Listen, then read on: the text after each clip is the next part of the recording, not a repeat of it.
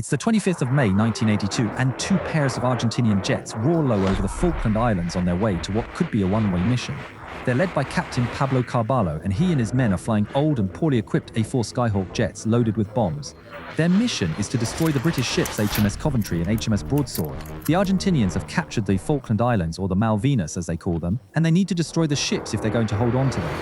The Argentinians know that two ships have moved closer to the islands to cover ground troops, islands that give them the chance to approach undetected by British radar. The Skyhawks fly as low as they dare, hugging the contours of the islands as they reach the enemy's radar range. The two ships are equipped with advanced anti-air missiles and powerful radars, which have already been devastating to the Argentinian planes. The only way to evade detection is to stay low. On board HMS Coventry, Captain David Hart-Dyke has his men on high alert. British Special Forces have warned him that the Argentinians have recently launched a mission, but he's unaware that this time, his ship is the target. 4 detections appear on the radar screen, confirming his worst fears. 4 contacts bearing 225, range 30. Captain Hart-Dyke immediately orders the crew to action stations and sounds the alarm on both ships. Swiftly, the mighty Sea Dart surface-to-air missiles turn to bear. The Skyhawks at the same time approach Pebble Island and hug its contours. With expert flying, the Argentinians become invisible to the British radar. On the Coventry, the contacts disappear. Contacts lost over Pebble Island. It's precisely what Captain Hart-Dyke feared. Pebble Island is too close. The Sea Darts have a minimum range, so now they'll only be able to fire once if they're lucky. Hart-Dyke gets on the radio to Broadsword. Broadsword, what is your status? HMS Broadsword is equipped with shorter-range Seawolf missiles, better suited for a close-range fight. On the Skyhawks, Carballo brings his men as close to the ships as he can, under cover of the land. His planes have no radar and no warning systems, but at 10 nautical miles distance, they can see the British ships. He and his wingman, Lieutenant Carlos Rinke, make the charge and accelerate to maximum speed while skimming the waves. Aboard Coventry, the 2 Skyhawks immediately light up the radar. 2 hostiles bearing 192, low level. To add to the confusion, a British Harrier jump jet reports in. It's in the firing zone. Captain, friendly aircraft, 20 miles out. A British plane and enemy aircraft in the same airspace. Should he fire, in a split-second decision, he chooses the missiles. Turn the Harrier away, shoot missiles. But the operators still can't get a lock. The Argentinians are flying extremely low, mere feet from the sea. Carballo's canopy is covered in sea salt as he soars through the spray, so low that the radars struggle to track them. Aboard the Coventry, the men's hearts race as they watch the enemy getting ever closer. The Sea Dart missiles are failing to lock. Captain Hart-Dyke feels the dread of a decision that might be wrong, praying for Broadsword's Seawolf missiles to do the job. Aboard Broadsword, the men can see the targets. The Skyhawks are flying so close together that the Seawolf's radar detects them as a single aircraft. They lock onto the target as the Argentinians barrel down toward them. But then the single contact splits into 2, and 2 sets of coordinates crash the missile guidance system. The missiles are not responding. Restart them. There's no time. Lookouts spot the Skyhawks with the naked eye and shout the alarm. In a last-ditch effort, HMS Coventry's deck guns turn to bear and open fire, soon joined by the roar of personal machine guns and rifles. Sailors are firing from all across the deck. Carballo sees the splashes of shells striking the sea and the traces of British bullets drawing closer, refining their aim. The enemy ship is right there. He can taste victory, but the shells are getting closer. He can feel it. They're not going to make it. He orders his wingman to swap targets, setting his sights on Broadsword instead. The 2 planes pull to the side, away from Coventry's guns, roaring past her deck as they line up their pass. The 2 Skyhawks pull their triggers and their 1,000-pound bombs are released. They fall down into the sea and splash onto the ocean surface, the impact redirecting them upward as they bounce, skipping like stones. Broadsword's sailors watch the 2 massive bombs bounce twice as they head toward them. One bomb hits the sea and sinks short of the ship, but the other doesn't. It punches straight into the side of Broadsword, deflects upward, and bursts out through the deck. It flies on, tumbling before falling into the sea without exploding. Carballo is dismayed, but they're not done yet. Coming in behind them is the second flight, First Lieutenant Mariano Velasco and Ensign Jorge Nelson Barrionuevo.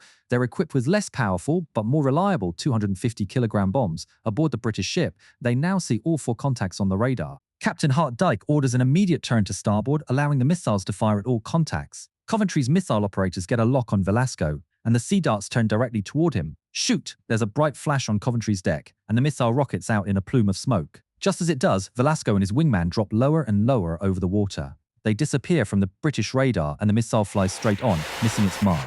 The sailors gasp as they watch the missile lose its track and fly away. Velasco sees the missile pass 500 meters to his right, but his eyes are locked on HMS Coventry as he closes in fast. Broadsword, meanwhile, is restarting its missile systems as the Skyhawks fly toward them. Sailors stare nervously at blank screens, caught in a race between the incoming Skyhawks and the rebooting computers. Come on! The screens flicker to life and the sailors spring into action. The Skyhawks are detected and appear on the Seawolf radar. The launchers turn and the target locks. But then on their screens they see HMS Coventry sail directly into the line of fire. The Coventry is in the way. In their rush to cover every target, they've blocked the only missiles that could actually fire.